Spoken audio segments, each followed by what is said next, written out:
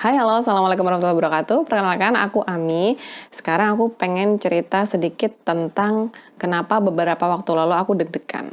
Deg-degan ini bukan deg-degan biasa. Jadi, kalau teman-teman yang sudah follow aku di Instagram mungkin udah tahu ya. Jadi, sempat aku cerita tentang aku pergi ke UGD karena aku deg-degan. Jadi, jantung tuh berdetak lebih kencang seperti genderang mau perang, wes. Nah, ternyata setelah dilakukan EKG di UGD itu, hasilnya itu normal. Hasil ritme jantungnya itu normal. Lalu aku ceritalah bahwa aku itu punya riwayat hipertiroid. Nah, di sini yang aku pengen cerita tentang hipertiroid ini. Mungkin ada teman-teman yang baru dengar atau mungkin ada juga yang mengalami hipertiroid, hipotiroid mungkin, atau sedang merasakan gejala yang sama. Semoga ini bermanfaat ya buat teman-teman.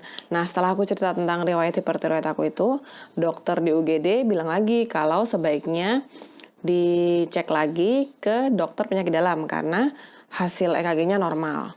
Maksudnya ritme detak jantungnya itu biasa gitu loh, nggak kayak orang-orang yang lagi dikejar hutang, wes. Nggak. Oke, nah setelah itu akhirnya aku balik lagi ke dokter penyakit dalam. Setelah terakhir kali aku ke dokter penyakit dalam itu adalah saat aku mau lahiran Acan. Itu berarti udah 2,5 tahun yang lalu. Dengan kasus yang sama, jadi aku deg-degan juga. Hipertiroid itu apa sih gitu? Hipertiroid itu adalah kelebihan hormon tiroid. Nah, untuk lebih lengkapnya teman-teman bisa googling ya, karena kalau di Google informasinya lebih lengkap. Sejak terakhir kali aku kontrol pas Acan itu, habis itu aku udah gak minum obat lagi, dan aku gak pernah cek lab lagi. Padahal hipertiroid itu gak bisa sembuh dengan langsung kita berhentiin obatnya sesuka kita tuh gak bisa. Kita harus rutin cek lab minimal tuh 6 bulan sekali, dan kita dipantau oleh dokter hormonnya seperti apa. Obatnya tuh, terapi obatnya tuh nggak bisa langsung dikurangin gitu. Jadi harus dikurangin, misalnya sehari 3 kali 100 mg. Nanti ketika hormon kita sudah membaik, itu dikurangin jadi setengah, jadi 50 mg. Nanti dikurangin lagi jadi seperempatnya. Jadi kayak gitu bertahap caranya, nggak bisa langsung berhenti. Nah, masalahnya salahku adalah ketika aku sudah merasa nggak bermasalah dengan, maksudnya secara fisik aku nggak ngerasain ketidaknyamanan akibat hipertiroid ini, aku udah nggak minum obatnya lagi, padahal itu tidak boleh. Jadi teman-teman jangan ditiru gitu. Nah, yang paling terasa di aku adalah debar jantung ya, karena memang hipertiroid itu menyerangnya ke jantung, dan selain itu tremor ringan gitu loh. Nah, dulu waktu cek hipertiroid itu ditaruhin kertas gitu. Mana ya kertas, bentar ya. Jadi ditaruhin kertas gini, kayak gini nih. Nanti dokter akan lihat gitu. Nah, kalian lihat nggak sih? Jadi tuh kayak, kalian lihat nggak sih? Jadi kayak tremor ringan gitu loh. Nggak terlalu kelihatan kalau misalnya aku cuman diem kayak gini tuh nggak terlalu kelihatan. Tapi kalau ditaruhin kertas tuh akan kelihatan kertasnya itu kayak bergetar gitu loh. Nah, sebenarnya hipertiroid itu ketahuannya kalau dicek hormon ya. Hormonnya dicek dari sampel darah kita. Ada juga ciri fisik yang kelihatan pada beberapa orang. Contohnya mata, jadi bagian mata nih agak lebih menonjol gitu loh. Kalau dilihat dari depan mungkin nggak terlalu kelihatan ya. Cuman kalau misalnya dari samping tuh mata aku tuh kayak agak gendut gitu. Selain itu juga leher. Mungkin ada teman-teman beberapa yang tahu kalau leher itu ada beberapa orang yang gondok, istilah lain dari hipertiroid ya, gondok, lehernya tuh membengkak yang besar gitu. Nah, pertama kali tahu hipertiroid itu malah justru teman aku. Dulu 2006 kan aku belum berjilbab ya. Jadi dia tuh perhatikan leher aku tuh kayak ada kayak sedikit gendut gitu loh. Nggak yang besar banget gitu, nggak. Jadi kalau diperhatikan memang kelihatan, tapi kalau sekilas-sekilas dia sih nggak kelihatan. Nah, dia tuh terus-terusan komentar gitu, leher kamu kenapa sih gitu, sakit nggak itu, atau lagi bengkak atau kenapa gitu. Aku sih cuek-cuek aja ya, karena aku ngelihat di cermin juga nggak ngerasa. Sampai akhirnya beberapa teman yang lain mengiyakan si satu orang ini. Akhirnya aku tanya juga ke orang tua aku, ternyata benar. Kayak aku juga perhatiin ternyata memang agak sedikit menonjol, tapi ya itu nggak terlalu kelihatan banget. Cuman beda lah sama leher teman-teman gitu, apalagi sama leher jerapah. Akhirnya aku cek lab. Ke dokter dulu, ke dokter spesialis dulu. Ke dokter umum dulu. Habis itu dirujuk ke dokter spesialis, dicek, disuruh cek lab. Ternyata betul lah aku itu kelebihan hormon tiroid. Sejak saat itu 2006 mulai diterapi obat. Namanya obatnya PTU dan propanolol. Propanolol itu untuk menghilangkan debar jantungnya. Kalau PTU itu untuk terapi hipertiroidnya. Satu hal yang aku syukuri adalah obatnya itu murah guys. Cuman cek labnya itu yang mahal. Jadi Dulu awal-awal tuh masih 350-an gitu ya. Terus mulai tahun sampai aku lahiran Acan tuh nggak terlalu banyak gitu naiknya, 400 ribuan. Terakhir aku cek 785. Mahal bu. Nah selama aku kuliah di Jogja itu juga selalu dipantau. Maksudnya aku rutin cek lab dan masih minum obat juga. Setelah itu pas di Jogja sempat dokter itu nanya apakah sudah menikah. Aku kira kan aku mau dicariin jodoh gitu ya sama dokternya. Ternyata kenapa ditanyain kayak gitu? Dokternya bilang sebaiknya cepat disembuhkan karena hipertiroid ini mengganggu kesuburan pada wanita. Bener banget, itu yang aku rasain karena menstruasi itu jadi nggak teratur. Kayak 2 bulan, 3 bulan nggak menstruasi itu udah biasa. Nah itu kalau aku gara-gara hipertiroid itu tadi. Nah selama kehamilan Acan dan Emil aku sempat mengkonsumsi PTU juga dan propanolol karena sempat merasakan deg-degan dan cerita ke dokter ada riwayat hipertiroid. Jadi aku kontrolnya kedua dokter penyakit dalam dan dokter kandungan. Yang aku rasakan mungkin capek rasanya, kayak harus minum obat terus. Dan kalau yang kalian tahu ya, PTU itu aftertaste setelah ditelan itu tuh kayak ada pahit-pahit kehidupan gitu lah. Ada kayak meninggalkan rasa pahit di tenggorokan gitu. Jadi untuk menelan kenyataan-kenyataan pahit dalam hidup tuh aku udah biasa gitu. Karena obat aku tuh pahit aftertaste-nya guys. Mungkin beberapa teman-teman yang juga punya riwayat hipertiroid mungkin akan merasakan kayak capek gitu ya. Kapan sih sembuhnya, minum obat terus cek lab terus kayak nggak turun-turun. Nah masalahnya untuk sembuh dari hipertiroid itu tidak cukup dengan minum obat aja. Kita juga harus bisa mengelola stres dan melakukan manajemen emosi dengan baik. Kenapa soalnya? Jadi sebenarnya hipertiroid tuh kayak penyakitnya tuh kayak lingkaran setan gitu loh. Sebentar gini. Jadi salah satu ciri orang dengan hipertiroid itu adalah mudah marah. Tidak mudah mengendalikan emosi. Padahal orang yang nggak mudah mengendalikan emosi itu kan rentan stres nggak sih? Jadi kayak dikit-dikit marah, nanti stres. Apa yang dia nggak sukain, dia pikirin, dia marah, dia stres. Nah ketika kita stres, itu tuh nggak memperbaiki keadaan hormon kita gitu loh. Jadi dari kita sendiri tuh harus kayak mengelola emosi dengan baik. Kalau nggak gitu, kita nggak cepat sembuh juga. Selain itu, kita juga bisa mengatur pola makan. Jadi nggak banyak makan yang mengandung pengawet. Karena aku pernah baca, ada sesuatu di forum Female Daily gitu ya, dia itu punya riwayat hipertiroid, dan dia bisa sembuh loh hanya dengan mengatur pola makan dan gaya hidup. Jadi dia olahraga, tidurnya nggak begadang. Terus dia makanannya tuh sayur, buah, nggak pernah jajan, nggak makan jajan yang ada pengawetnya kayak gitu. Dia nggak makan mie instan. Jadi dia benar-benar makan buah, sayur, makanan olahan pabrik tuh dia nggak makan. Itu dia bisa sembuh. Nah selain itu tadi kita juga harus bisa untuk mengelola emosi dan mengelola stres.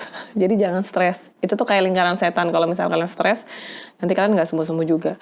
Karena aku juga sendiri juga ngalamin sih. Nah, salahnya aku adalah ketika aku tahu bahwa orang dengan hipertiroid itu mudah marah, aku tuh kayak menjadikan itu tuh sebagai senjata aku gitu. Misalnya aku bermasalah, misalnya aku ribut sama suami ya. Aduh, ini parah banget. Jadi misalnya aku ribut sama suami, aku bilang, aku tuh memang kayak gini orangnya mudah marah gara-gara penyakitku. Kenapa aku mengkambing hitamkan hipertiroidku? Padahal kalau misalnya aku kayak gitu terus, aku nggak akan sembuh-sembuh guys. Jadi harus mengelola emosi dengan baik. Harus nggak stres, itu bisa membantu penyembuhan hipertiroid itu sendiri. Jadi jangan mengkambing hitamkan hipertiroid agar kita tuh mudah marah-marah sama orang. Kan aku hipertiroid, wajar dong kalau aku marah-marah. Itu hormon aku yang buat marah-marah.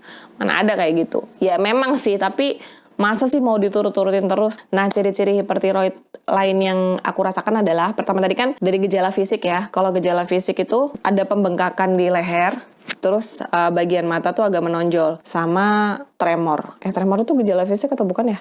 Tapi kan agak kelihatan ya, sama tremor di tangan. Nah, selain itu, kalau yang dari dalam yang nggak orang lihat ya, makan sebanyak apapun tuh nggak gendut. Karena metabolismenya tuh cepat, mudah buang air besar. Tapi aku sempet dulu pas awal-awal kuliah itu aku sempet makan sebanyak apapun aku nggak gendut. Tapi sekarang setelah melahirkan, alhamdulillah, mudah gendut. Hanya dengan melihat orang upload Indomie goreng. Kalau sekarang aku cepet-cepet gendut aja, sama aja nggak ngaruh kayaknya. Nah, awal-awal hipertiroid yang aku rasakan juga, cirinya adalah mudah berkeringat. Misalnya teman-teman aku habis naik motor gitu ya, tangannya kan dingin nih, pagi-pagi sampai sekolah gitu. Tangan aku tuh selalu hangat. Bukannya aku penuh kehangatan, karena itu hipertiroid aku guys. Nah, kalau mungkin ada teman-teman yang merasakan beberapa gejala yang aku sebutkan tadi, bisa segera cek ke dokter ya, untuk diketahui lebih lanjut apa yang sedang teman-teman rasakan. Buat yang punya riwayat hipertiroid, semangat ya. Kita berusaha sembuh bersama yuk dengan menjaga pola makan dan gaya hidup sehat. Jangan begadang, apalagi begadangnya buat nonton drakor. Curhat, Bu. Oke, gitu aja sih. Oh iya, kemarin pas aku cek lab, aku tuh baru menyadari bahwa usiaku tahun ini adalah 33 tahun 11 bulan. Nah, aku pengen ngasih kuis buat teman-teman, sekaligus berbagi sedikit oleh-oleh dari Madiun buat 3 orang deh. 3 orang yang betul menjawab tanggal berapa sih tepatnya ketika usia aku nanti benar-benar 34 tahun. Jadi kan sekarang baru 33 tahun 11 bulan. Tulis jawabannya di kolom komentar ya. Buat 3 orang yang beruntung nanti akan mendapatkan sedikit oleh-oleh dari Madiun. Oke, gitu aja. Semoga bermanfaat ya. Kita ketemu lagi di video selanjutnya. Bye. Wassalamualaikum warahmatullahi wabarakatuh. Nah, aku pengen ngasih tahu kalian efek tremor yang aku rasakan tuh paling gak enak pas aku pakai lipstick. Ntar ya, coba aku lihat ya. Ini aku pakai lipstick. Ini bukan iklan ya, tapi aku suka banget lipstick ini sih. Udah kayak beautiful girl, beautiful girl. Wes. Lu fokus kurang larang di kameranya. Oh ini. Coba ya. Kita lihat ya. Kalau aku pakai lipstick. Jadi aku nih kayak getar gitu loh guys. Jadi harus hati-hati banget guys. Apalagi kalau misalnya lagi deg-degan, itu aku tuh tremornya lebih terasa. Nah, deg-degan itu kenapa ya? Karena hormonku itu pas kemarin terakhir kali cek lab itu wes parah banget. Hormonnya tuh wes acak kadut karena udah nggak pernah dicek selama 2,5 tahun ya. Nih ya, coba ya kalian lihat ya. Ntar aku taruh kacanya di sini. Kayak gini loh guys. Jadi aku tuh harus extra hati-hati. Ini kalau nggak nanti bisa ketunyuk, bisa jebret. Kayak gini nih guys. Nah kayak gini nih aku tuh agak-agak getar gitu loh. Agak-agak getar, kalian lihat nggak sih? Lu kelihatan nggak ya? Bentar. Ini Charmin.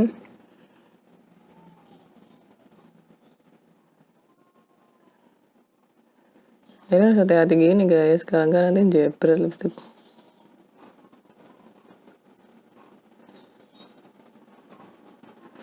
Jadi kalian kalau lihat lipstick aku suatu hari nanti jebret, kalian jangan protes ya, itu adalah karena tremor aku. Acan barusan bangun, jadi aku harus pause videonya dulu, pause. Duh, lambeku garing ya.